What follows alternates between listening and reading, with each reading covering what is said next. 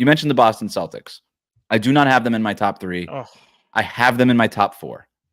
And there's a simple reason for this. So the Celtics they have not finished outside the top 3 in 3 seasons in defensive rating. The only reason I'm dropping them a spot here is because of the uncertainty around Kristaps Porzingis and Al Horford being like 48 years old or whatever he is.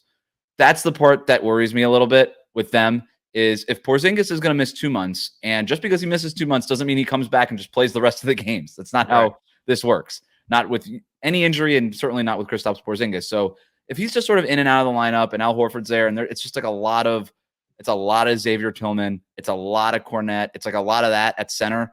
I think that they could be a little bit more vulnerable than they were last year. Now, not by a lot. They finished 3rd last year, according to Cleaning the Glass. I have them 4th this year. So I'm not saying like this defense is going to go in the garbage, but I do think we have to account for it a little bit. And dropping them 1 spot, I think, was fair enough. So I have them slipping, not by much. It's similar to the Knicks thing that we're talking about. There's just so much freaking talent. Jason Tatum, Jaylen Brown, Drew Holiday, Derek White. They are going to stop so much of that penetration where the rim protection isn't going to matter as much, but rim protection has to matter a little bit. So I just have them slipping 1 spot. Yeah, no, you're crazy. Just as long as Derek White and Drew Holiday are there defensively, like it's a nightmare. And like I said, like you said, Tatum and Brown are still there and also very good defensively. I think they get just enough rim protection from guys like Tillman and Cornette in the way that they're getting, but it's also off the bench. And you have Pritchard being his annoying little self running around. It's not like he's a great defender, but his hustle and effort kind of takes you another level. But just having those two of Derek White and Drew Holiday, I think that's a top 3 defense. So let's explore this, because I'm willing to be talked into it, right? But the 3 I have in front of them, who would you bump out? So number 3, I already tell you right now, you bump Orlando. Okay, so that's who I had at number 3. Number 1 in defensive rating after the All-Star break last year, with Paolo Banchero, Franz Wagner, Jalen Suggs, and Jonathan Isaac on the court together, they had a defensive rating of 106.5, which would have been number 1 by a mile last year. Now, obviously, those guys aren't going to play all their minutes together, but we saw them lean into that more as the season went on. So I just think we'll get more minutes than we got total last year of that alignment.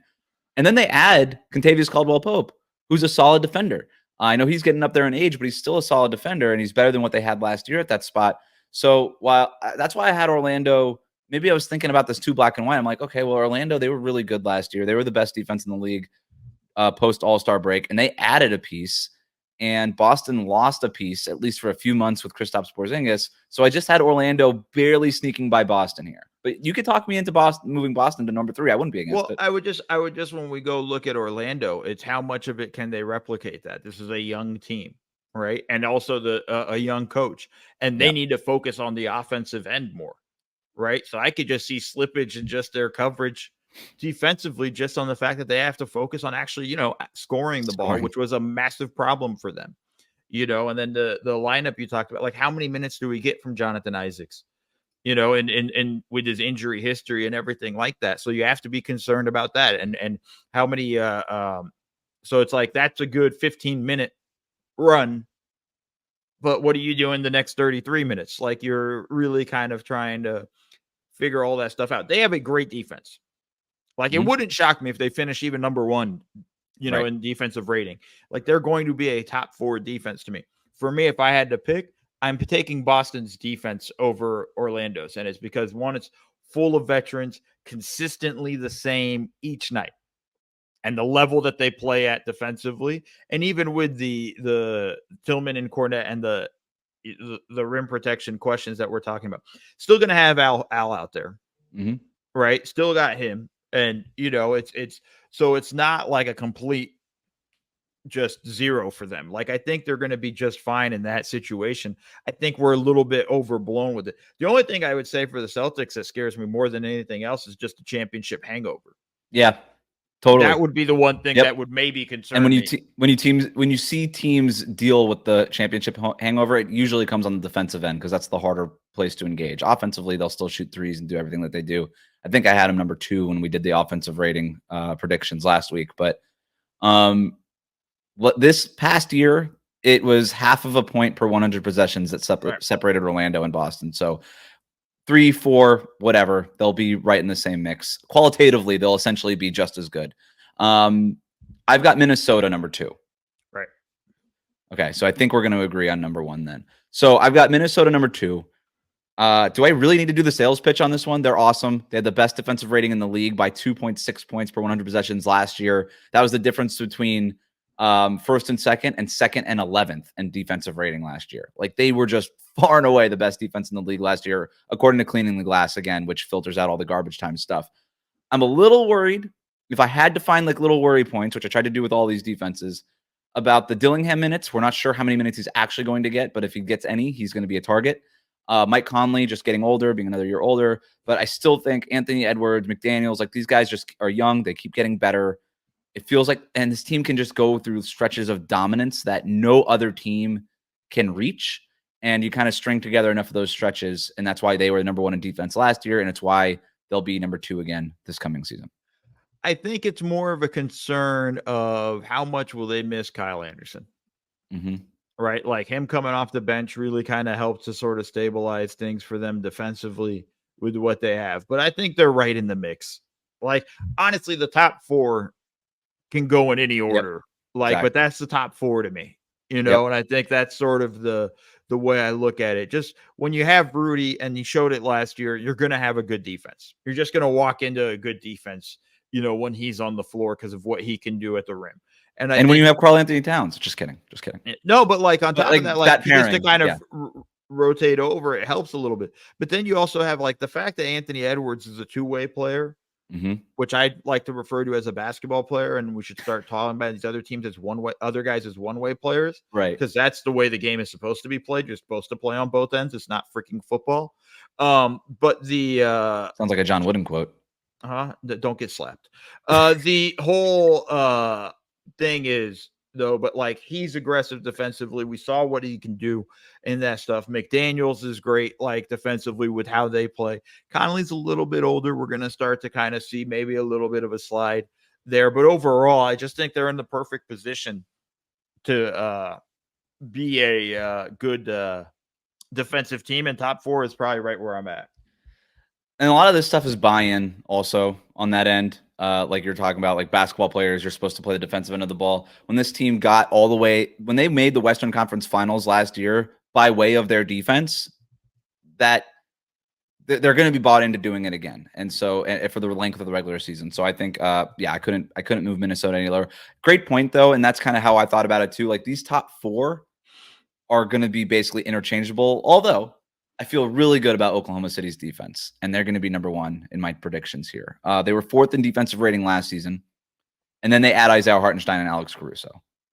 There you go.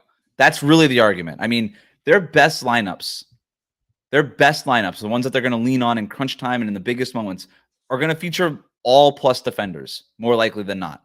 They have multiple options, not just with Shai Gilgeous-Alexander, Alex Caruso, Lou Dort, J-Dub, Chet Holmgren, now being able to be more of a help side defender, which I'm very excited to watch how this kind of plays out. Isaiah Hartenstein, and what he provides them in terms of defensive rebounding. I mean, this is a team in the bottom of the league in defensive rebounding rate last year. Isaiah Hartenstein, when he was on the Knicks were 6th in defensive rebounding rate, and a lot of that was because of Isaiah Hartenstein, who was just a beast on the boards. He's just going to basically fix that issue probably day 1. And go ahead. It's a no-brainer. Yeah. I mean, let me just, before they got Hartenstein, once they got Alex Caruso, I was like, all right, this is the best defensive team in the league. Like, it's that simple. They've upgraded from what was a target in Giddey, to a solid defensive play, like, damn good defensive player. Like, this is a team. It's going to be a tough night for offenses when they play OKC. Like, and just the multiple different lineups they can get to.